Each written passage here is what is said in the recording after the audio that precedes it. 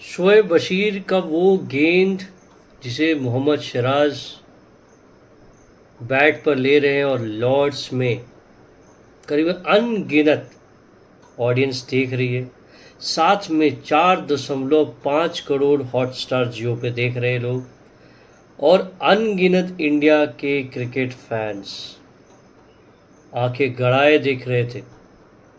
Defend होता है, ball लुढ़कते लुढ़कते लुढ़कते लुढ़कते स्टंप पे जाके लगती है, और उस स्टंप पे जैसे लगती है, और मैं कहता हूँ भगवान बेल ना गिरे। ये जिंग बेल जो था बहुत लोगों को बचा रखा है, इस बेल को गिरने मत देना, क्योंकि इंग्लैंड की तब तक बहुत सारी इज्जत, मेहनत, पसीना सब कुछ लग चुका था। ऑलमोस्ट अब वो रोने वाले थे कि कब हम जीतेंगे।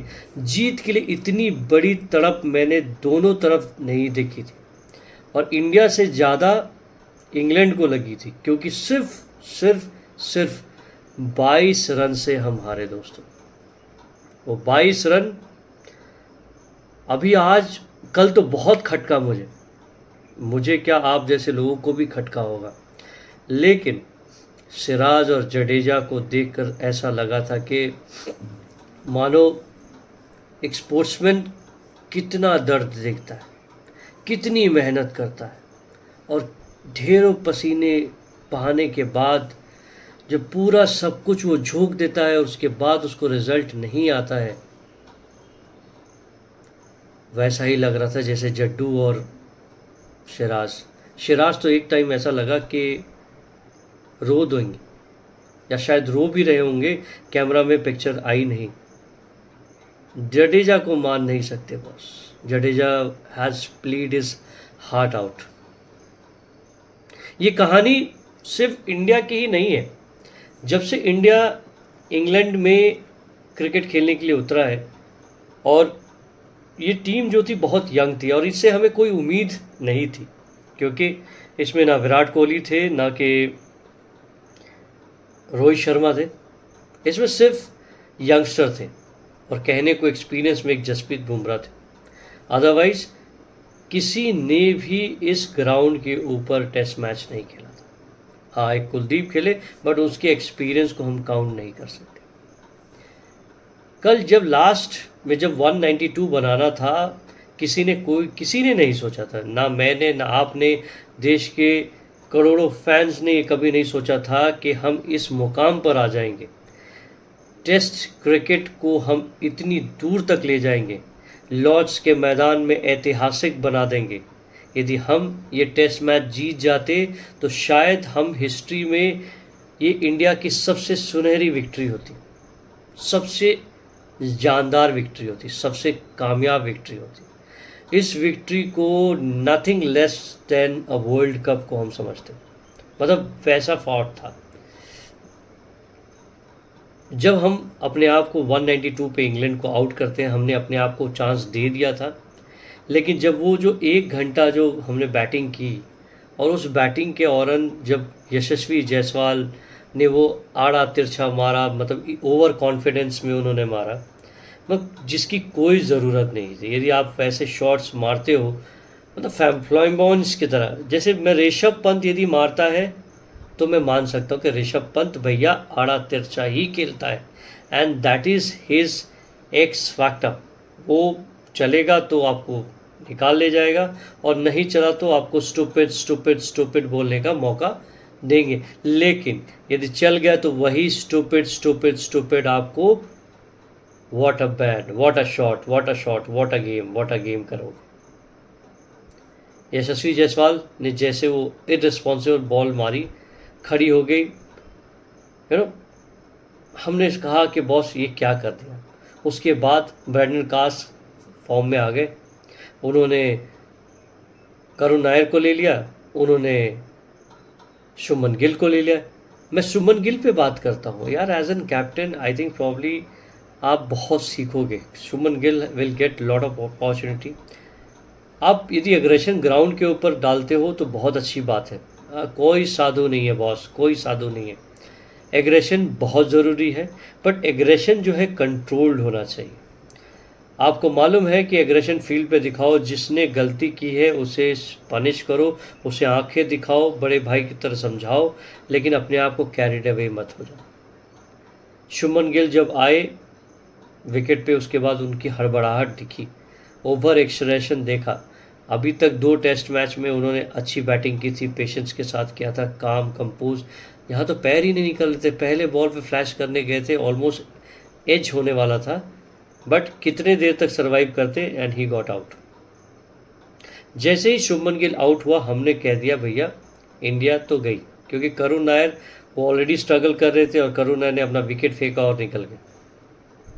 और मुझे नहीं लगता कि करुण नायर को अब कोई मौका मिलने वाला है, because there are lot many players. अब शायद भगवान ही बचाए यदि करुण नायर को एक और मौका मिले गौतम गंभीर के जानिब से, अदरवाइज मुझे नहीं लगता कि ये 4th टेस्ट में शायद ये करेंगे, बट चेंजेस जरूर होने वाले हैं। लेकिन हम इसकी बात नहीं करेंगे। आकाशदीप का विकेट जाता है तो मैच ख़त्म, नेक्स्ट डे के लिए इतनी एक्साइटिंग मोमेंट थे। लेकिन सभी जानते थे कि यदि टेस्ट 192 का स्कोर हमको क्रॉस करना है, यानी 193 बनाना है, तो Rishabh Pant is the guy and Rahul are the 2 fellows who are going to take this match from England. लेकिन जैसे सुबह सुबह आए जोफ्रा आर्चर फुल फॉर्म में, फुल स्पीड में, फुल थ्रॉटल में ऋषभ पंत को बॉल करते हैं, और ऋषभ पंत बैट नहीं चलता या लाइन में नहीं आते, अगेंस्ट द लाइन खेलते हैं और वो बोल्ड हो जाते हैं। वो स्टंप 3 से 4 बार जब वो ग्राउंड पे गिरता है और पलटी खाती है, उसी समय मेरा दिल पलट जाता है। और हमने कहा कि बॉस ये मैच बहुत टफ होने वाला है, इतना आसान नहीं होने वाला। और जो आसान करने वाला था वो था ऋषभ पंत, और वो आज पवेलियन पे जा रहा है। And I must salute Rishabh Pant, because उसके हाथ में चोट लगी है, फटी हुई है उंगलियां, लेकिन फिर भी उसने बहुत अच्छा बैटिंग किया। फर्स्ट इनिंग में, सेकेंड इनिंग्स में कुछ ज़्यादा नहीं कर पाए। जैसे वो आउट हुए उसके बाद हमारा तो हार्ट ब्रेक हो गया। फिर नीतीश रेड्डी आते हैं, जड्डू आते हैं, हमें फिर भी उम्मीद थी कि भैया नीतीश रेड्डी कुछ कमाल करेंगे, जडेजा कुछ कमाल करें। जडेजा के बारे में तो मैं बाद में बात करूंगा, लेकिन नीतीश रेड्डी, वॉशिंगटन सुंदर से बहुत उम्मीदें थी, और भाई साहब इन्होंने उम्मीद रखी भी थी, बहुत पेशेंस के साथ बैटिंग की। लेकिन ये जो पिच था इट वाज वेरी टफ। लेकिन 5th डे का पिच लॉर्ड्स का इतना आसान नहीं है, क्योंकि इट्स वेरी डिफ़िकल्ट। जो पहली बार इंडिया से लॉर्ड्स में खेलने जाओगे, it's very difficult, it's not easy for them to play the ground. जो स्लोप है उसमें एडजस्ट होना, क्योंकि बुमराह की बॉलिंग तो दिख रही थी, बाकी सारे बॉलर्स अच्छे कर रहे थे, बट आकाशदीप ऐसा लग रहा था कि आकाशदीप कुछ थके हुए से महसूस हो रहे थे। आकाशदीप की बॉल पड़ नहीं रही थी, जिस तरह से वो 2nd टेस्ट में हुआ था, 3rd टेस्ट में वैसा कुछ कमाल नहीं हो पाया। तो Akashdeep was out of place. Test match किसी के बारे में जाना जाएगा तो 2 लोग होंगे, खास करके बेन स्टोक्स, और दूसरा जो होगा सर रविंद्र जडेजा। रविंद्र जडेजा ने अपने पूरा हार्ड आउट करके रख दिया, मतलब अपने आप को किलर इंस्टिंक्ट, जो समझते थे कि यदि मेरी एक गलती इंडिया को पूरा मैच दे देगी। ये शायद सुबह हो जाना चाहिए था, यदि जडेजा थोड़ा एग्रेसिव खेलते तो हो सकता था विकेट दे बैठते, लेकिन नहीं, उन्होंने उम्मीद बनाए रखी थी। सुंदर आते हैं चले, सुंदर चले जाते हैं, रेड्डी आते हैं, रेड्डी चले। मुझे समझ में नहीं आता, नीतीश रेड्डी को यदि आपको प्योर बैट्समैन ही खिलाना था, यदि बॉलिंग नहीं देनी थी, तो आप अब खिला क्यों रहे हो? नीतीश रेड्डी को आप खिला क्यों रहे हो? बैटिंग हो नहीं रही उससे, तो give somebody else a chance, you play some a good, you allow Dhruv Jurel to play around, allow Sai Sudharsan take place of Karun Nair. Sundar batting कर रहे हैं, बॉलिंग कर रहे हैं, जडेजा बैटिंग कर रहे हैं, बॉलिंग नहीं चल रही है, बट एनीवे दैट्स नॉट, जो कल फाइट हुआ जडेजा की तरफ से, इट वाज फिनोमिनल। मतलब मन करता है कि नतमस्तक हो जाऊं जडेजा के पैरों में, मतलब दिल जीत लिया भाई ने, दिल जीत लिया। एंड उसने कोई भी ऐसी चीज़ नहीं की कल जो वो नहीं करना चाहिए था, अपने आप को रोक के रखना। बुमराह को एक प्लेयर की तरह मैं रिस्पेक्ट करता हूँ, एक बॉलर की तरह रिस्पेक्ट, लेकिन कल एक इंसान की तरह मुझे उसे रिस्पेक्ट करना नहीं भूल सकता बुमराह ने करीबन 4 घंटे, मतलब टोटल जो कहते 4 घंटे इंग्लैंड को ग्राउंड में रखा। जिस टेल एंडर के बारे में हम कहते थे कि भैया टेल एंडर हमारा साफ सुथरा साफ हो जाता है, लेकिन कल उस टेल एंडर ने पूरे मैच को, लॉर्ड्स के मैच में सिर्फ 22 रन से हम थोड़ी महज दूर रह गए, नहीं तो जीत हमारे हाथ में थी।